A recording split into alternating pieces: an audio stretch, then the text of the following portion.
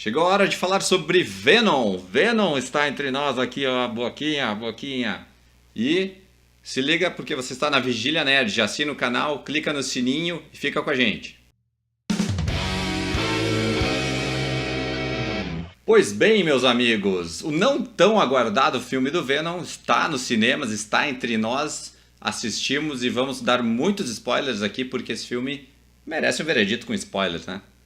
E o primeiro spoiler, a gente tá aqui de aranhas, mas o filme não tem nada de interação com o universo Homem-Aranha. Ou seja, primeira dúvida já respondida, não temos nenhuma interação com o Aranha. Uma rápida menção, mas antes de chegar nessas menções, easter eggs, vamos tentar traçar um pouco do que foi o filme aqui. Ele não é um desastre, como alguns pintam, mas também não é nenhuma epifania de êxtase nerd. É um filme de ação e como um filme de ação, de repente para leigos ele funciona muito bem, né? Sim, não tem muitas referências aos quadrinhos, é um filme tipo de origem, né? Então ele vai contar como é essa nova origem do Venom, mais ou menos que não tem muito a ver com os quadrinhos, mas tem a ver com a série dos desenhos animados, né? E de outras mídias, onde o Venom não tem nada a ver com o Homem-Aranha. Aí a gente já começa num dilema assim, porque a origem do personagem está intrinsecamente ligada ao Homem-Aranha. A Sony não tem os direitos, aliás, tem os direitos sobre o Homem-Aranha, mas não quiseram vincular, porque tem Marvel Studios no meio, então não quiseram estragar o que já foi feito do Homem-Aranha, que já tem um universo super consolidado com a Marvel Studios, né? E então eles têm que contar a história dele de uma forma diferente e acaba perdendo toda aquela graça que tem do personagem mesmo, né? É um arquivilão do Homem-Aranha. Os poderes dele são muito relacionados com o Homem-Aranha. Justo quando o Homem-Aranha usava o simbionte, né, que é o alienígena que está no Ed Brock, ele dava um up nos poderes do Aranha, né? Nos poderes do Homem-Aranha. Então o Ed Brock, quando recebeu o simbionte, também tinha os poderes muito parecidos com o do Homem-Aranha. E no filme isso aparece bem, né?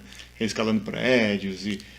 eles conseguem colocar isso no filme sem com que ele tenha algum vínculo com qualquer aranha. Até por isso ele não tem aranha no peito, como o Dé tá usando aqui. Mas, enfim, ele acaba escalando prédios. Ele não toca teia, né? Mas ele estica o simbionte, né? Isso. E, enfim... um pouco do cânone tá ali porque, sim, veio de outro planeta, né? Veio do espaço a ameaça alienígena. Logo nos primeiros frames do filme isso é contado. E a empresa do Riz Ahmed é uma super... É um Elon Musk do universo lá que eles estão criando, né? Da Fundação Vida. E o cara tem foguete espacial, enfim, tá fazendo pesquisas com alienígenas, enfim. A primeira cena já é o acidente da nave voltando com os espécimes. Então, não sabe de onde veio, de onde tiraram, qual é o planeta. Não deram uma base tão fixa para essa origem, né? Eles falaram que a nave pegou um cometa, né? E o cometa tinha milhões de seres vivos. E daí já fica ruim, né? Porque uma nave pegar um cometa e sair bem de boa, assim, não funciona muito bem, né? Mas ok. A origem é assim contada, né? E aí a gente tem todo um elenco ali amparado. A gente tem, claro, o Tom Hardy. E aí o Tom Hardy é aquela questão toda, né? Como está a interpretação do Tom Hardy? Confesso que no início me incomodou um pouco. E depois meio que fui desopilando, assim, ok, estamos num filme de ação, ele tá falando com um simbionte, tá tudo certo. Nas cenas de cidade, onde ele tá com a Michelle Williams lá, não funciona muito bem, né? Ele tá num restaurante lá, mas eu gosto dele quando ele tá nessa dualidade com o simbionte, né? E quando tem uma cena de um efeito especial muito bacana, que eu achei muito legal, foi quando ele entra na máquina de ressonância magnética. E daí, então, parece ele se mesclando com o simbionte, assim, e ficou bem bacana, assim, um momento de loucura, assim. Eles fazem uns flashes e fica aquela dualidade. Realmente, os melhores momentos do Tom Hardy são quando ele não contracena com ninguém, né? Quando ele tá contracenando com alguma outra pessoa, parece que não funciona, parece que Tom Hardy não funciona no mundo urbano, né? É exatamente isso. E a gente vê que nos outros papéis que ele faz, assim, pelo menos os mais conhecidos, como o Mad Max, ou até no Star Trek que ele fez antigamente. Ele fez o Bane no Batman. Fez o Bane no Batman. ele tem uma espécie de bloqueio, assim, quando tá fazendo uma interpretação normal, vamos dizer assim. É crítica minha, né? Não, mas eu vou por essa linha também, porque realmente, quando ele tá falando como ele tem que ser um cara que é namorado, é apaixonado pela Michelle Williams, não funciona. Quando ele tem que dialogar com a mulher do mercado, também parece que não funciona. Parece que ele tá sempre num outro nível, uma outra vibe, assim, ele não tá organicamente ligado a tudo que tá ali, a não ser, é claro, o simbionte, que daí funciona bem, né? Mas vamos dizer que a culpa do filme não ser tão bom não é só dele, né? Toda essa falta de interação com o cânone do Homem-Aranha e do roteiro também ser fraquinho, não poder aproveitar as coisas originais, que foi o que deu o sabor especial no Venom nos anos 80, anos 90, isso se perdeu, né, com essa nova origem.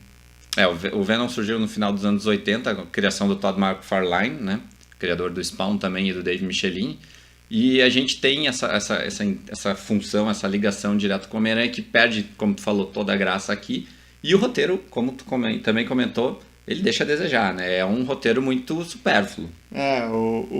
Eles tratam aqui quase o Venom como um super-herói de verdade, né? E quando originalmente ele sempre foi um vilão e depois ele virou um anti-herói, né? O Venom nos quadrinhos, ele já foi dos Guardiões da Galáxia, já foi agente da S.H.I.E.L.D., já foi dos Vingadores. Já foi dos Vingadores, O mais legal do Venom, no momento solo, que eu me lembro, é que ele era um anti-herói, então e é uma das coisas que deixou um pouco a desejar também no filme, que ele mutila as pessoas, ele come cérebros e decepa cabeças, é uma espécie de gore justiceiro, assim, mais punk mesmo, mais sujão. Quem imaginava que de repente o filme do Venom pudesse ser um filme de terror, ele não é.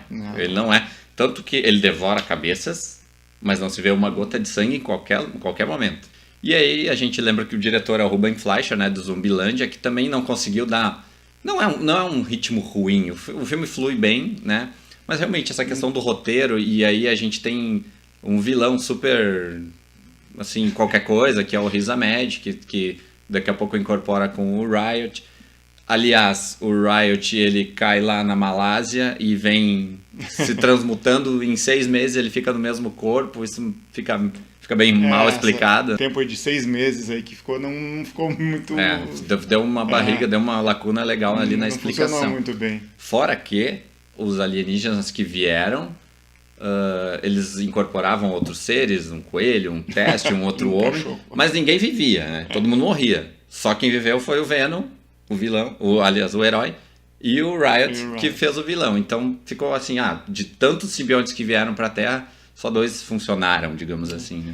Por ter sido dirigido pelo Ruben Fleischer de Zumbilândia, eu achei que o filme ia ter uma categoria especial, assim, uma direção diferenciada do normal, sabe? Sei lá, cortes diferentes, mas ele só segue reto, não tem nada de específico. E vamos combinar que no Zumbilândia um dos maiores acertos é ali a relação do nosso amigo Zuckerberg, né? Com a Emma Stone, né? E aquele romancezinho funcionava bem. E aqui não funciona romance nenhum, né? Então não funcionou. E aí a gente, de repente, no que tem de pontos mais fortes no filme do Venom são os efeitos especiais mesmo. Isso é muito bom mesmo. Apesar de a gente ainda achar que o Venom ainda tá um pouco borrachudo, assim, tipo Spawn, assim. Do filme. Também um pouco como a gente viu o Homem-Aranha 3, aquela coisa... Mas funcionou super bem. Os simbiontes conseguem formar outros formatos, né? Criar outros formatos. Sim. Eles também têm o ponto fraco lá, que é a questão do som e do fogo, né? Então, até uma piadinha que a Michelle Williams faz em determinado momento. Então o som é a sua criptonita. Tipo, você que não entendeu, você não conhece o Venom, é isso, tá? Jogou na tua cara, assim. Tem diálogos muito clichês, né? Diálogos clichês demais, alguns bordões, assim. Chega um determinado momento que o conflito dos alienígenas... que o Riot precisa voltar para um foguete para ir para outro planeta e trazer todos os outros simbiontes e dominar a Terra. Olha só. Que o nosso amigo, o nosso herói, o herói do dia, o nosso Venom, ele diz assim... Vamos lá salvar o planeta. E aí você nunca imaginaria que o Venom ia falar isso nas telonas. Jamais falaria isso. Tá mais preocupado em comer cabeças mesmo. E a gente pode agora tentar falar um pouco das referências, né? Logo no início do filme, quando cai a espaçonave, Um dos sobreviventes da espaçonave chama-se Jameson, ou seja, ali uma pequena brincadeira, uma referência, porque isso já aconteceu no Homem-Aranha 3, né? Em algumas realidades do Homem-Aranha. E no desenho animado dos anos 90, ela também tinha quem trouxe o simbionte para a Terra foi o filho do Jonah Jameson, né? John Jameson, que depois também nos quadrinhos a origem do Venom é totalmente diferente, mas ali tanto no desenho quanto no filme 3 do Homem-Aranha também é essa origem que eles fazem. Então aqui eles fazem assim também, mas ele também aparece 5 segundos e já vai beleléu. O Stan Lee que aparece deslocado, sempre, mas está ali.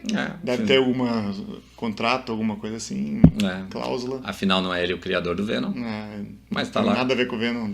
Tá lá pela história e por ter que aparecer em todos os filmes. E pra ter aquela piadinha que todo mundo gosta. Aquele momento ali, Stan Lee, né? Um bom filme de ação. Pra quem é leigo, passa super despercebido. As pessoas podem até rir bastante do filme. É um blockbuster bem normal, não traz nada de novo para essa vida Marvel, não é um filme de terror como alguns imaginaram. Enfim, nada de novo entre nós. Nada de novo e desnecessário, sabe? É uma coisa que tu vai ver e 2 minutos daqui a pouco tu já saiu do cinema e tu já esqueceu. E temos 2 cenas pós-créditos, né? Bem, quando a gente ficou sabendo que tinha 2 cenas pós-créditos, a gente pensou assim, opa, ou vem coisa boa ou vem coisa horrível. O que vai ser, né? E aí a gente vai para um dos maiores spoilers que você vai escutar nesse vídeo, que é a participação do Woody Harrelson. Todo mundo meio que já sabia que ele ia aparecer. Ele aparece lá no final, quando a carreira do nosso repórter Ed Brockman está meio que resgatada com todo o trejeito que aconteceu, tudo que aconteceu no filme. Ele vai lá entrevistar um psicopata numa prisão. E aí a gente vê quem é. É o Cletus Cassidy. Cletus Cassidy escrevendo com sangue na parede, com uma cara de maluco, com cabelo ruivo. Um cabelo ruivo esquisito. Uma peruca... Parece o Ronald McDonald, nosso amigo falou lá. Uma peruca do Ronald McDonald. Com a cara de louco ali, que remete um pouco também ao Coringa. Logo lembrei, podia ter feito Coringa ali. E essa referência é clássica que é o vilão Carnificina, né? Que recebe um simbionte que é o filho do Venom. E como ele é muito mais psicopata, muito louco, então é um Venom piorado, né? Se o Venom ali, numa determinada época, era o vilão, tinha um vilão muito pior agora com o Carnificina. Que é o Coringa do Homem-Aranha, né? Então temos a deixa para um segundo filme. Mas você não vai sair do cinema tão cedo, porque você vai esperar todos os créditos subirem e ver algo que vai lhe aquecer o coração.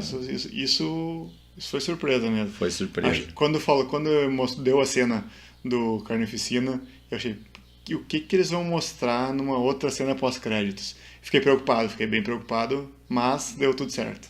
Tudo certo porque a segunda cena pós-créditos é o filme que a gente mais quer ver nos cinemas, que é Homem-Aranha no Aranhaverso. Foi bem bacana que apareceu um quadrinho, uma tirinha de... Um recorte de quadrinhos, né? Escrito assim, em outro universo. E aí mostrou cenas do... E aí foram cenas meio jogadas, né? Um trecho direto do filme, sem corte, sem edição. Era um trecho mesmo do longa, que chega em janeiro no Brasil. Que basicamente talvez tenha sido uma estratégia da Sony, para divulgar o Homem-Aranha no Homem-Aranhaverso, mas pra gente sair do cinema um pouco mais feliz. É bem possível mesmo. Ele mostra uma cena bem bacana que a gente sabe que no universo Ultimate, onde existe o Miles Morales, né, que é o Homem-Aranha Ultimate, o Peter Parker morreu nesse universo. Então a cena que aparece é o Miles Morales com uma roupa meio fantasia de Homem-Aranha, tipo essa aqui. Uma fantasia tipo essa aí da Comic Con. E então ele vai lá e vai no túmulo do Peter Parker, né? Mas é uma cena de ação bem bacana, ele está sendo perseguido pelo Gatuno. Uma cena de ação com comédia junto, então é o que faz a gente sair do cinema mais faceiro, mais feliz. Então, enfim, a gente é um pouco que esquece que o filme do Venom não foi lá dessas coisas. Tanto que ele passou a cena do Homem-Aranha no Aranhaverso, a gente nem lembrava mais do filme do Venom. Eu saí do cinema e falei, o que o Stan Lee falou mesmo? Ninguém lembra. Enfim, nota para o filme? 1,5. 1,5 de 0 a 5? De 0 a 5, 1,5. Eu vou ser um pouco mais otimista, vou dar 1,8. Um pouquinho mais. Um pouquinho mais. É isso aí, ficamos aqui com o nosso veredito de Venom. Não esqueça de dar o joinha, deixar seu comentário, assinar o canal e acionar o sininho, porque você sabe, a vigília não para.